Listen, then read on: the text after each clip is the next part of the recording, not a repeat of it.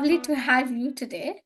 And as always, we chat with a real person, an immigrant. And that immigrant shares with us their experiences about what mattered to them, the difficulties that they faced, the highs, the lows, everything.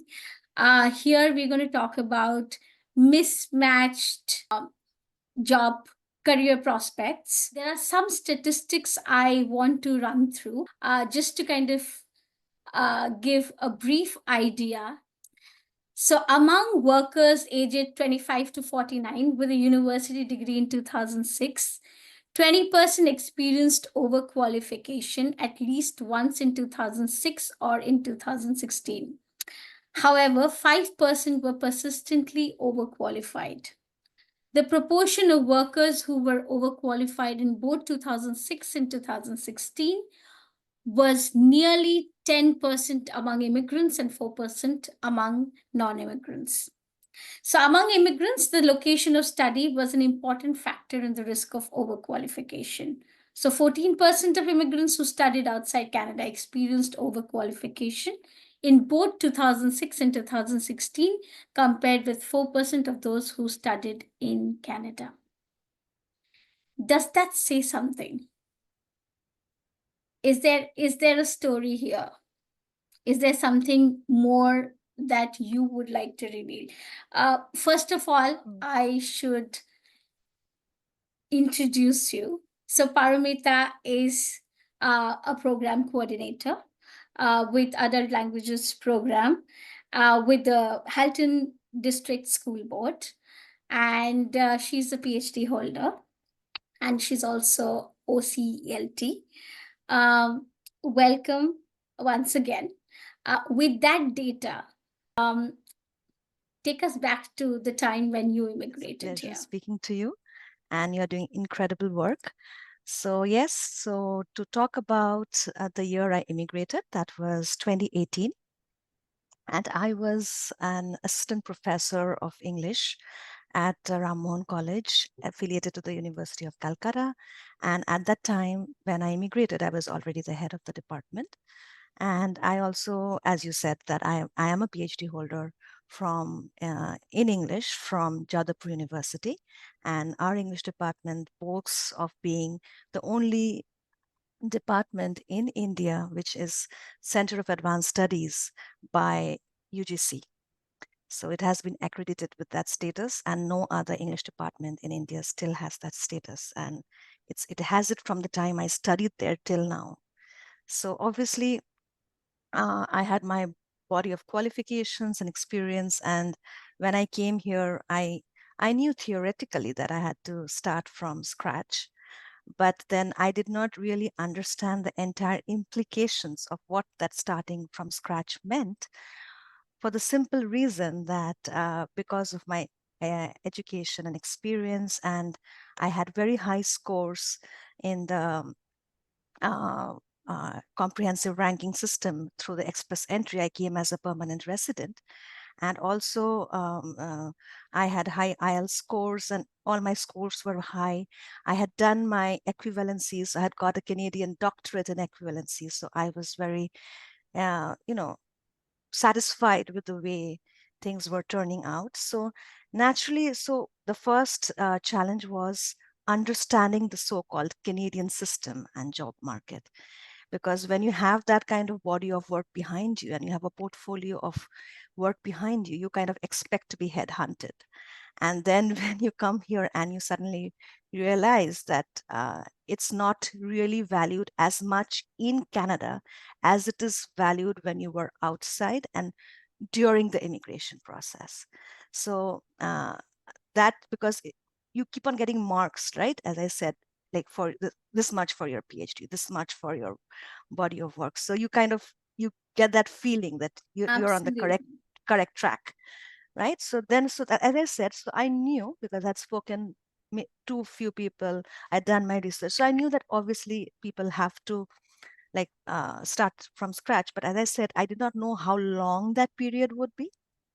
One, and I did not know that that my entire body of work would not be valued as much. And Hold so that that thought. was, Hold that yes, thought, yes, yeah. So this straight away takes us to our second question, actually. Mhm. What were the challenges? Uh, talk us, take us through that, period Mhm. where you faced those challenges, and how did you overcome them? Yes. So, as I said, I mentioned to you briefly that understanding the Canadian system and job market, it was one of the greatest challenges because I'm talking specifically from my field, like in humanities, or when as an from a like as a person from an academic background who was teaching and always been in academic and teaching and research at the higher education sector. So for me, when I came here and I knew I had a Canadian doctorate in equivalency, so I was just applying, online. Like when I was seeing any advertisements, I was applying, and I was not hearing back. And for me, in India, it was very a clear cut, transparent process. You knew you had to clear the UGC NET examination, which has a 2% success rate all over India, but you had to clear that to be eligible for lectureship. I was a junior research fellow doing my PhD when I knew I had to clear the Public Service Commission or the College Service Commission. I cleared both of them because I was initially assistant professor at Chandanagar Government College. For a very personal reason, I switched again. I appeared for CSC and I went on to become professor at Ram Mohan College. So it was very clear. We knew these were competitive examinations and these were like competitive interviews. You had to sit with a panel interview, 10 people interrogating you. You had to have your research, you had to have your teaching demonstrations, and you're just, it was very transparent and very clear cut, and there was a clear process. Here, I had like different universities are having advertisements, so there's nothing centralized, first of all. Then you have to, then I discovered that, okay, we have to start networking with different professors just to find information to make yourself heard. I started going to different seminars. Okay, I went because my specialization is Renaissance and Shakespeare. So I went to the Center of Reformation and Renaissance Studies in the University of Toronto attending seminars. I met Professor John Maggi at the University of Toronto, professor who was at that point the vice dean of the Faculty of Academic and Staff. I met Professor Jeremy Lopez, very renowned professor at the University of Toronto Department of English, and he's also the editor. He was the editor of Shakespeare Quarterly, and so I did informational interviews with them. When I went to these seminars, I met Professor Ian Lancashire, and he called me to his office, and we had a kind of 1 hour. It was like an interview, and so I did all of this, getting more. And so this is like, like getting information, understanding the higher education system here. And through this, I did get to, I would say, I was very lucky that after my interview with Professor Ian Lancashire, I did like a 6 month project as a research assistant with him in his larger project, the Lexicons of Early Modern English at the University of Okay. Toronto. If you go to their website, you will see my name as one of the research assistants there. Okay. And it was just a 6 months because it was just a 6 month contract. Okay. And so it's just when I met Professor Peggy Shannon of the Toronto Metropolitan University now. Then it was Ryerson University. Yes. So in her Parados Festival, I did a short, I was the dramaturg for her Parados Festival. So it was just Okay. for that festival. Okay. Then then I reached out to Professor Jeremy Lopez. He was impressed with me and he agreed to being my, well, like when I said I wanted to do postdoctoral research, because I realized that one of the challenges that I was facing here was not having education here. Yeah, exactly. Mm. That, and in spite of getting a Canadian doctorate in equivalence, it was all good on paper. But when I'm meeting people, I'm talking to people, there is a sense, and there is always the situation where a person educated here is getting more preference than me, in spite of my merit or my qualifications or my experience. And they are always getting the first preference.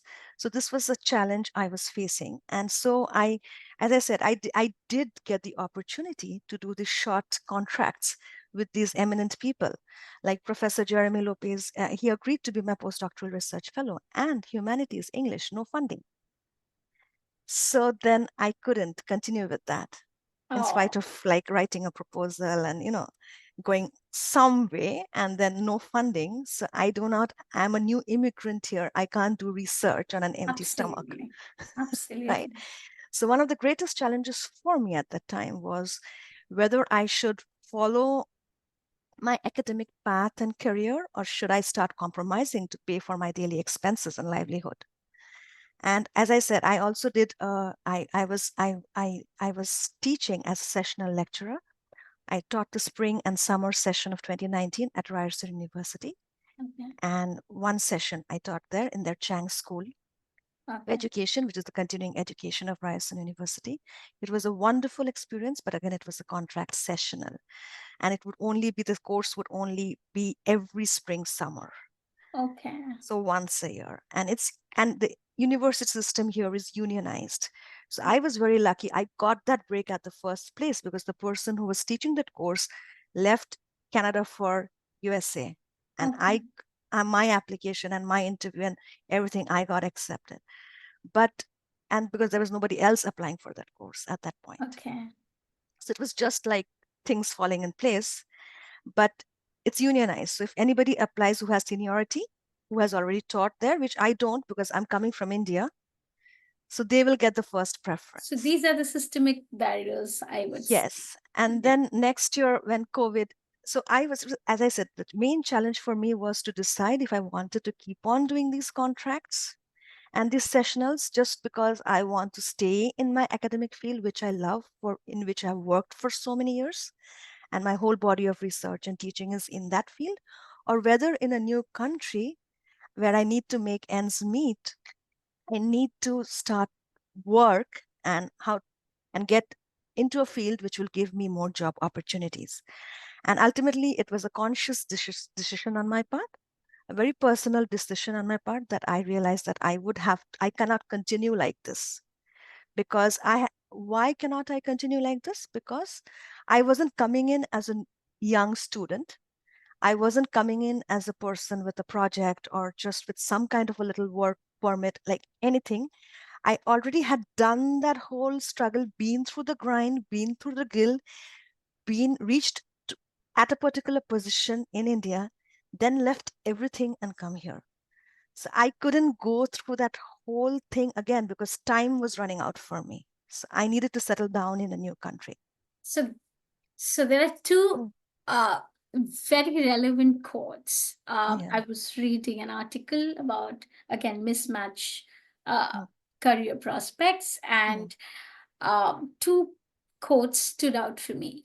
mm, One was, more must be done to identify and challenge labor market discrimination. And the second was, on average, it takes immigrants more than 10 years to catch up in terms of earnings. mm. Is there any thought on these? I think both the quotes are very true because any person, and this is something I cannot say for myself, I see it for my husband too. And he is currently in a managerial position in a role in his workplace. And he keeps on telling me a person who's educated here, gets a higher pay scale, and person like and they join at a managerial position. He had to work his way up to the managerial position. And he These says so there. stories don't come out that often. Not Yes. many immigrants would actually share these experiences. And this is exactly what we want to hear. This is Mm, exactly what people who are making that decision, um, uh, over something as cushiony as what they have back in India, mhm, uh, they need to know that before they mhm, make this leap. mhm. Um, and that's why these stories from immigrants are so important I agree. for us. We treat them as oral histories, Mhm, and we treat them as real accounts that can help an immigrant make that very decision Mm-hmm. that can perhaps make or break them. Uh, Absolutely. I know that make or break may be a Mm-hmm. bit extreme, but there are people who have struggled and Mm-hmm. couldn't make ends meet and left the country. Mm-hmm. So I say that with extreme responsibility that I've Mm-hmm. spoken to many people who Mm-hmm. have left a dream job Mm-hmm. back in their country to for greener pastures here. Mm-hmm. And after coming here, they Mm-hmm. realize that they don't stand a chance with somebody who is perhaps studying here. And I do understand why this is so, but what I can't understand is when somebody is already giving you the credentials, Mm-hmm. and why would it take so long for somebody to get into the labor market? uh, why would a small bridging course not do that same job that perhaps somebody who studied here, they have the ground running? Mm-hmm. So uh, that's what something that completely baffles me as well. But this is really important. Our last question: for Mm-hmm. highly skilled people from the teaching profession, Mm-hmm. especially humanities. Mm-hmm. I say this with great stress on humanities because I do understand that this is a land of IT. Uh, it doesn't matter where you have done your IT course in, your Mm-hmm. 6 months of IT training can land you a job here. Mm-hmm. But again, I underline the fact that if you have done just a 6 months course in humanities, you stand no chance here. So, especially humanities, tell us the way forward. What are some of the things that they should be prepared with, and give us a few tips that worked for you. Yes, so I can say, I ended my last segment saying that I took a personal decision to kind of not be in this kind of academic sessional part-time contractual role.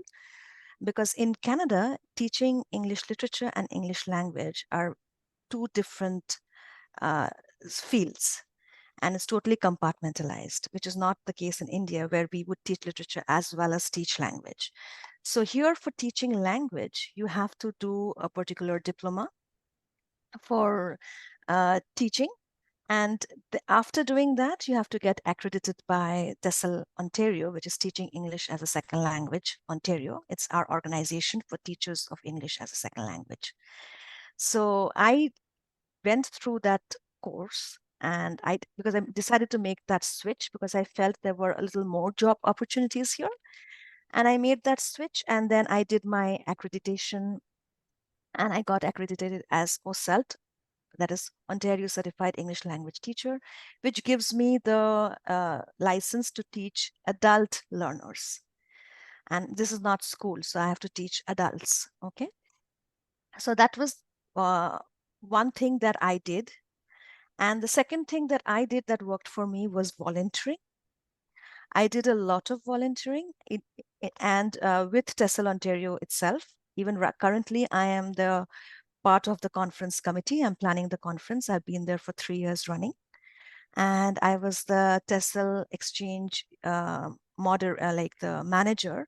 Again, it's a volunteer position where we make YouTube videos on educational topics related to English language teaching.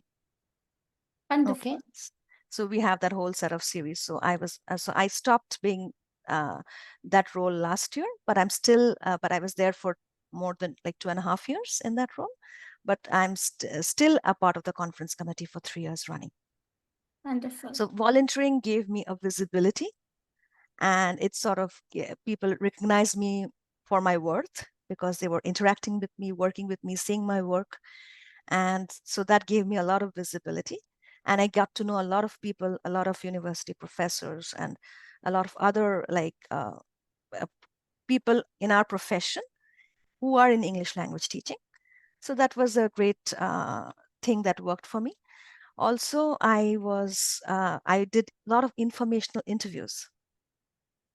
I Okay. reached out to a lot of people to understand. As I said, for me, understanding the Canadian system and job market was so important because it's so different from, and especially in the humanities where it's a little, it's as you said, in IT, you can do a course and you can get a job and nobody questions you, but it's not the same with English language. In spite of what I bring to the table, I was asked questions like, oh, you're from India and you're so good in English.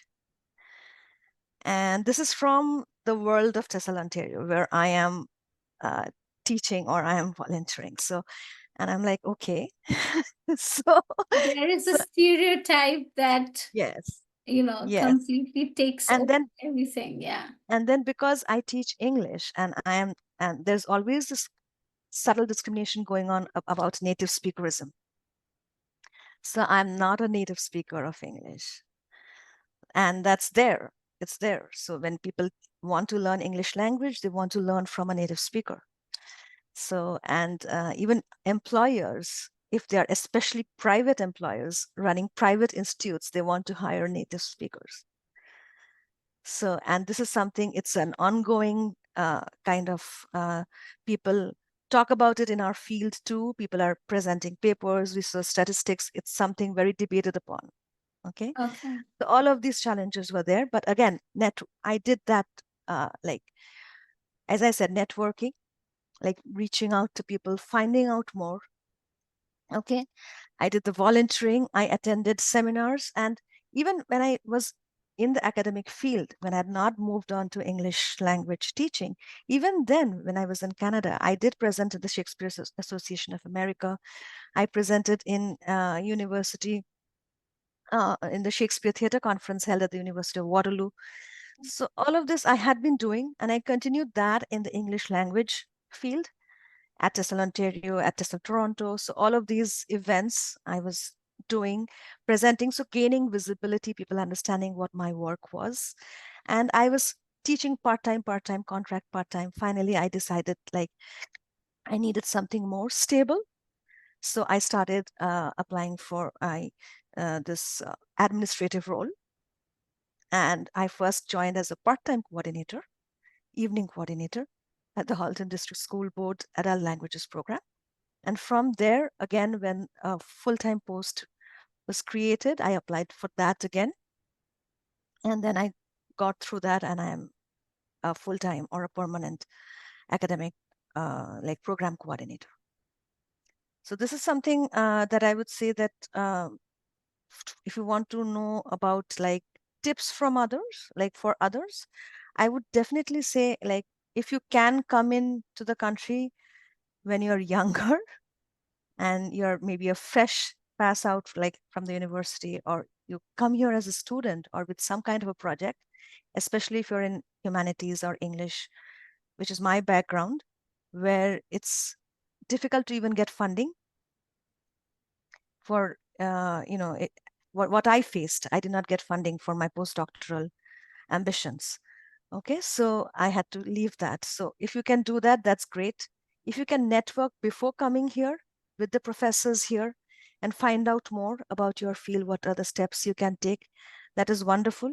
If you can, obviously, if you can come here and volunteer and meet and network. Okay, and the last tip is always believe in yourself. Always believe in yourself, because there are lots and lots of people who are going to tell you that you're nothing and you should go back to your country. I heard that from a person in my community who Oh my, told me that you will not be able to do anything here. You should go back. oh my God. Yes. And that was my first like few months in Canada. So t- believe in yourself. I would always say believe in yourself. There will be a lot of negativity around you.